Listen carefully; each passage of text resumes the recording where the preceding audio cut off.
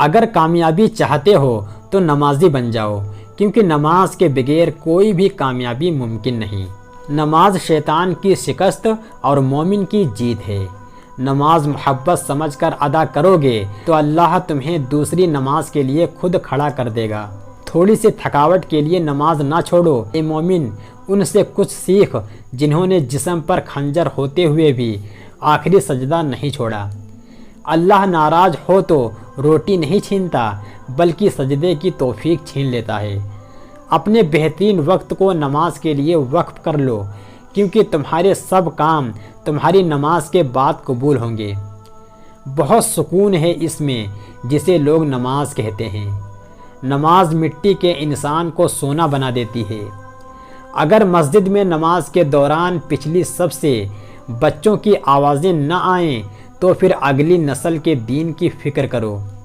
بے شک نماز سے زیادہ کسی اور چیز میں سکون نہیں۔ نماز کب کام آئے گی؟ فجر مرتے وقت، ظہر قبر میں، عصر منکر نکیر کے سوالات کے وقت، مغرب حساب و کتاب کے وقت، عشاء پل صراط پر۔ یاد رکھو نماز 5 وقت اور اخلاق 24 گھنٹے فرض ہیں۔ کوئی عبادت کی چاہ میں رویا، کوئی عبادت کی راہ میں رویا۔ عجیب ہے یہ نماز محبت کا سلسلہ، کوئی قضا کر کے رویا، کوئی ادا کر کے رویا۔ نماز وہ واحد حکم ہے جسے اللہ تعالیٰ نے آسمان سے وحی کے ذریعے نہیں اتارا، بلکہ اپنے محبوب صلی اللہ علیہ وسلم کو آسمان پر بلا کر کے تحفے میں دیا۔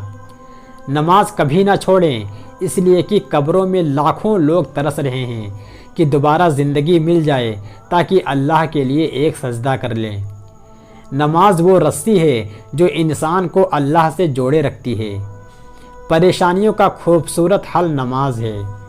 زمانہ جب بھی مشکل میں ڈال دیتا ہے، میرا اللہ 1000 راستے نکال دیتا ہے۔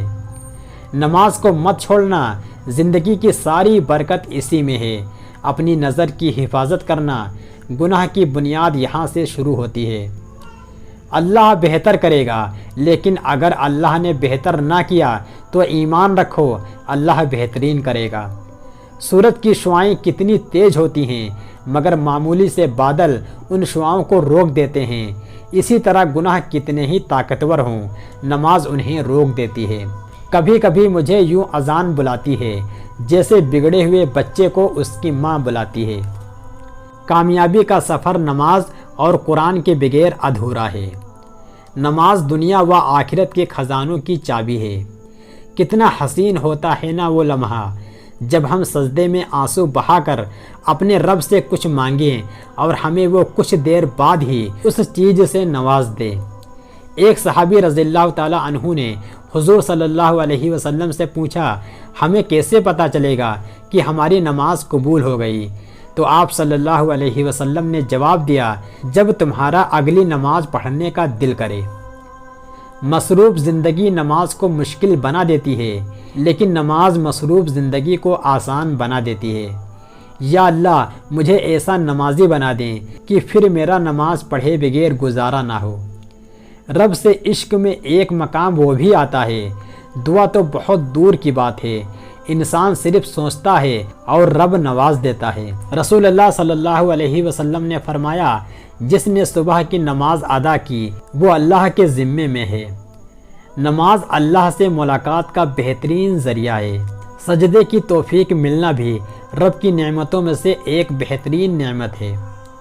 رسول اللہ صلی اللہ علیہ وسلم نے فرمایا، نمازوں میں سے ایک نماز ایسی ہے کہ جس سے وہ چھوٹ جائے گویا اس کا گھر بار سب کچھ برباد ہو گیا، اور وہ عصر کی نماز ہے۔ مجھے معلوم ہے اسے منانا، بس تہجد اور کچھ آنسو۔ قرآن پڑھتے ہوئے ایسا لگتا ہے کہ جیسے وہ دلاسا دے رہا ہو کہ میں ہوں نا تمہارے ساتھ۔ حضرت علی رضی اللہ تعالی عنہ کا فرمان ہے، نماز کے لیے سستی ایمان کی کمزوری کی علامت ہے۔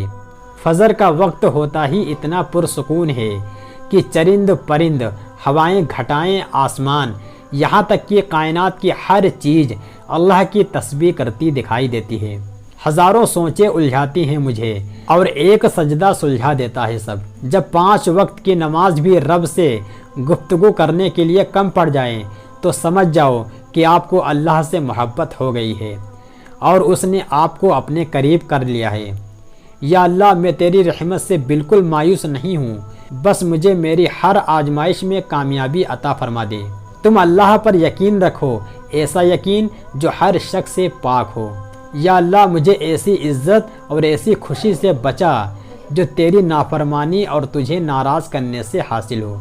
اس خاک کو معاف کر دے اے میرے اللہ، اس خاک میں ملنے سے پہلے۔ سجدے کی خوبصورتی یہ ہے کہ ہم زمین پر سرگوئی کرتے ہیں اور وہ عرش پر سنی جاتی ہے۔ خالق سے دل لگاؤ، مخلوق تو وفا کے لائق نہیں۔ بہت قیمتی ہوتے ہیں وہ دکھ جو آپ کو نماز تک لے آتے ہیں۔ فجر کی نماز قضا کر کے کامیاب صبح کی امید رکھنا نادانی ہے۔ تہجد کے وقت اگر آنکھ کھلے تو سمجھ لو کہ بلاوا آسمان سے آیا ہے۔ زمانے کا کام ہے مشکل میں ڈالنا اور اللہ کا کام ہے مشکلوں میں سے نکالنے کے لیے ہزار راستے نکالنا۔ کیا یہ سزا کافی نہیں کہ اللہ تم کو سب کچھ دے کر بھی سجدوں کی توفیق نہیں دیتا؟ ایمان کا مقدر اتنی بار بدلتا ہے جتنی بار وہ اللہ سے دعا کرتا ہے۔ قبروں میں لاتعداد ایسے لوگ دفن ہیں جنہیں کل سے نماز شروع کرنی تھی۔ رسول اللہ صلی اللہ علیہ وسلم نے فرمایا، ہمارے اور کافروں کے درمیان فرق نماز ہے۔ جس نے نماز چھوڑی اس نے کفر کیا۔ نماز کو مت کہو کہ مجھے کام کرنا ہے، بلکہ کام کو کہو کہ مجھے نماز پڑھنی ہے۔ جسم کی تندرستی نماز میں ہے، دل کی طاقت قرآن پاک میں ہے، دماغ کی قوت ذکر الہی میں ہے اور روح کی راحت درود شریف میں ہے۔ شکر کرنا سیکھو، اتنا ملے گا کہ تھک جاؤ گے۔